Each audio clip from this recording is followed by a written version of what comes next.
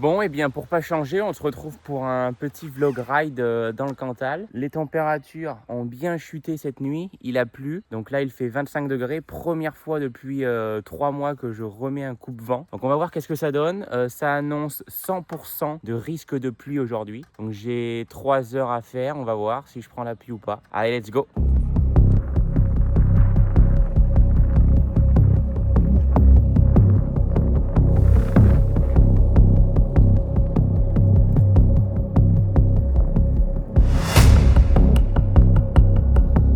Avant chaque sortie à présent, montrer avec quel matériel je roule parce que dans les prochains mois, il va y avoir du nouveau vélo. Mon prochain va d'ailleurs être sûrement un vélo de gravel. J'ai fortement envie de me remettre à tout ce qui est cyclocross, gravel, rouler dans les chemins pour la période automne-hiver. Donc il y aura un nouveau vélo. Donc pour aujourd'hui, voilà le vélo en question. Alors le vélo, c'est toujours mon Trek Doman SL6 en 105 Di2. J'ai pas voulu prendre d'Ultegra, voilà, j'ai été un peu radin. Les roues aujourd'hui, c'est pas les roues d'origine qu'il y a sur le vélo. Normalement, c'est des roues en taille 50, des bons Traeger. En effet, le tubeless, il était mort, les roues, enfin les pneus, ils étaient morts, donc j'ai fini en crevaison à ma dernière sortie. Donc comme je partais en week-end, eh bien, je me suis pas embêté à changer les pneus et tout au dernier moment. J'ai changé les roues, ça va plus vite. Donc c'est des Bora WTO Campagnolo. C'est ce que j'utilisais il y a 2-3 ans. C'était un peu mes roues de compétition. Aujourd'hui, je garde les bons Traeger parce que finalement, les 33 mm, c'est pas ouf. Là, je le sens dans les descentes. Mon vélo est beaucoup moins rigide et j'ai l'impression que je vais moins vite. Donc voilà pour les roues, elles sont montées en pneus par contre, en GP5000, mais en pneus, pas en tubeless. Dans les bidons, donc c'est les bidons que j'ai récupérés à la GFNY en capacité, ils font 650 ou 700 ml et j'avais pas forcément de balance là ce matin, donc j'ai fait à la louche. J'ai mis 4 cuillères à soupe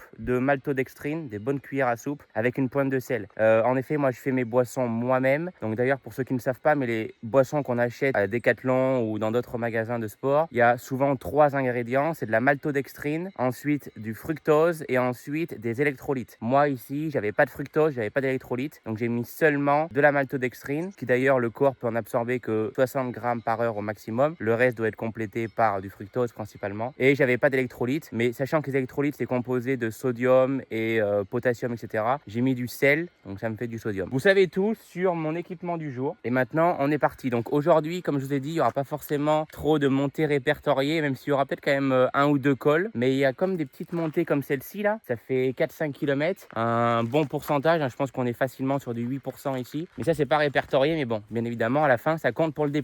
Et donc 3 heures de vélo à peu près, en temps écoulé j'aurais peut-être 4 heures, parce que si je m'arrête à chaque fois pour parler, et ensuite en kilomètres ça va me faire 75-80 km. Je vais pas faire 32 moyenne aujourd'hui. Bon allez, on y retourne. Et bien évidemment, j'ai pas précisé, mais je n'ai pas tracé de parcours aujourd'hui, donc on va faire au fur et à mesure.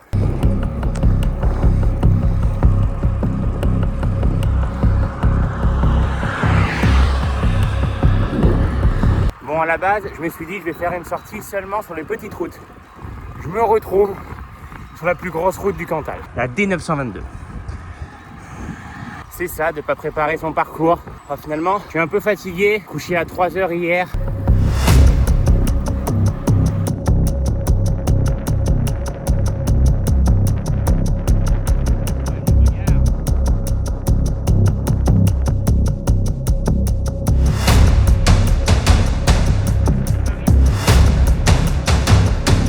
Bon, bien ça aurait été la sortie, enfin le vlog ride le plus court de l'histoire. Première fois de la saison que je ne prends pas de tubeless. Eh bien regardez, crevaison.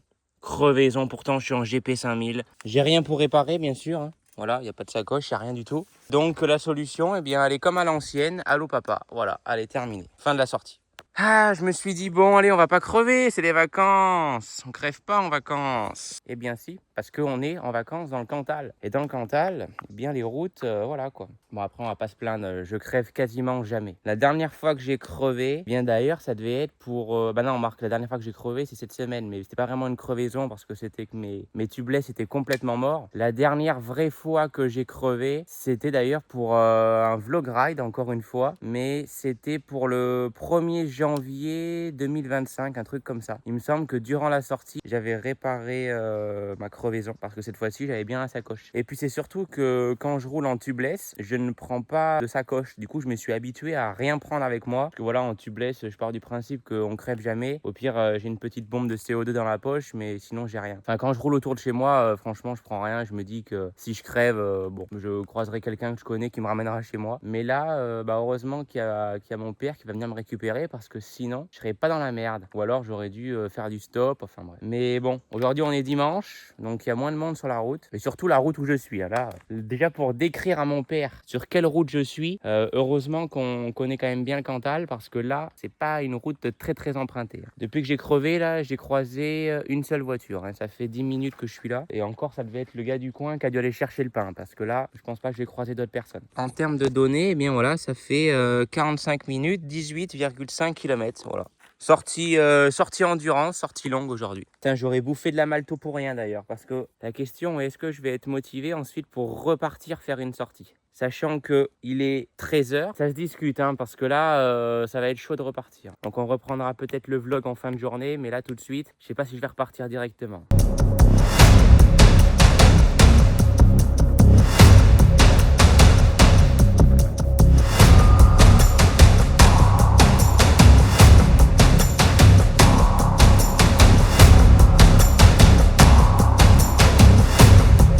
Et regardez qui est de retour.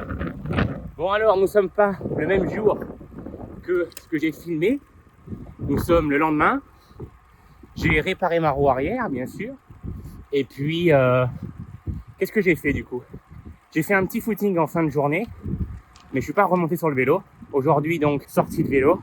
Et on part pas sur une sortie endurance, on part sur une sortie intensité. La séance d'aujourd'hui, c'est donc 1 heure à allure endurance. Ensuite, 3 minutes à zone 3 et 3 minutes en zone endurance. C'est juste pour terminer l'échauffement. Et après, la séance commence par un 6 x 30-30 à allure zone 6. Ensuite, 3 minutes à zone 3 et 4 minutes à zone 4. Donc ça va quand même pas mal envoyer. Et après tout ce bloc-là, j'ai 6 minutes de récup. Et tout ce que je viens de dire, là, le 6 x 30 secondes, etc., je le refais une deuxième fois. Et après, j'ai 1 heure en allure endurance pour rentrer à la maison.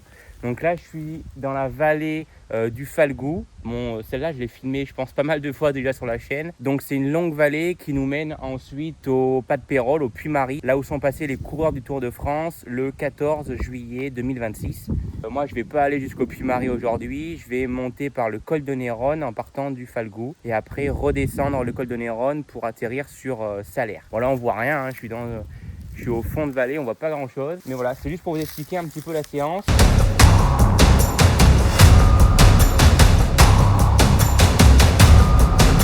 C'est parti pour clôturer cet échauffement avec 3 minutes à zone 3.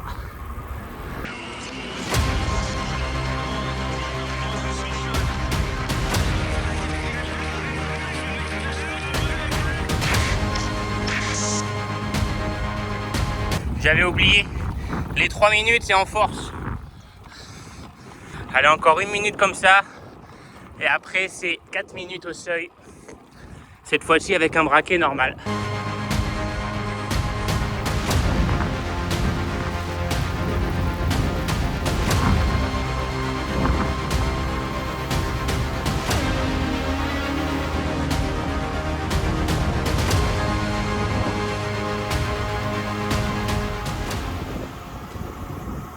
Le virage Wout van Aert pour ceux qu'on la ref. On est au Falgou.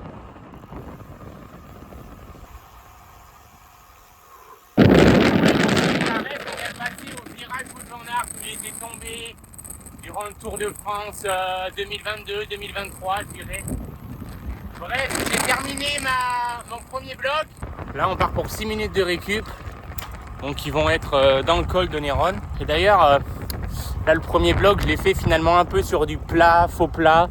C'était pas vraiment de la grosse montée. Et justement, bon, après, j'ai rien à dire. Je suis pas du tout entraîneur, je suis rien du tout, j'ai pas de diplôme là-dedans. Mais je remarque beaucoup de personnes qui font leur intensité, donc seuil, PMA, seulement dans des montées. Moi, je pense que c'est une erreur parce que du coup, quand vous faites vos intensités en montée, eh bien, vous mettez pas de braquet vous êtes peut-être même sur le petit plateau. Et donc il y a beaucoup de courses de vélo qui sont sur du plat. Et donc quand ça roule fort sur du plat, il faut mettre beaucoup de braquet. Et donc là, il y a pas mal de coureurs qui n'ont pas suffisamment de force pour suivre. Donc c'est pour ça que moi souvent, quand j'ai de la PMA ou du seuil, je fais au moins une série sur du plat. Même des fois en faux plat descendant. C'est même ce que je vais faire, je pense, tout à l'heure. Parce que quand je vais arriver au col de Néronne, je pense que j'aurai pas fini ma série. Il faudra même que je finisse en descente. Bon, c'est pas de la grosse descente, faut quand même pédaler. Et justement, ça va me forcer à mettre beaucoup de braquet et à garder mes watts. C'était le petit conseil du jour. Même si je le rappelle, je suis ni entraîneur, j'ai pas de diplôme là-dedans, etc. Ce n'est que mon avis.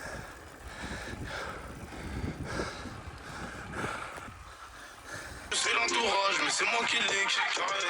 Je suis solide, si tu m'aimes, à ma mort, fort. Tu fais le feed, je suis dans le club, tu parles trop, fort. 1 million, 2 millions, je vis sans tort, fort. Je connais. Beaucoup de papiers, pas de langue. Parce que ça coûte une jambe. Tout le monde veut couper. C'est bon, c'est terminé. Bon, j'aurais fait 1 minute en descente. Et comme prévu, le changement de braquet il fait très mal. Parce que du coup j'ai fait mon seuil sur le petit plateau en montée. Et après j'ai passé la plaque. C'était dur. Et c'est bon, terminé. Très content. Les watts sont tenus, c'est top. Bonne séance. Maintenant petite descente du col de Néronne. Pour la 400e fois de ma vie. Allez, let's go.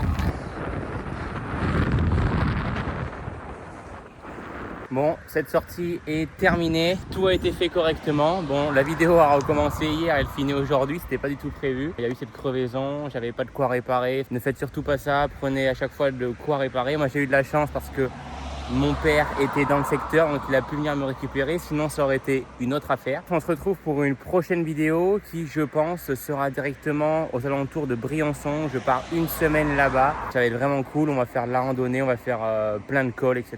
Donc ça va être pas mal. De belles images, je pense. Allez, ciao!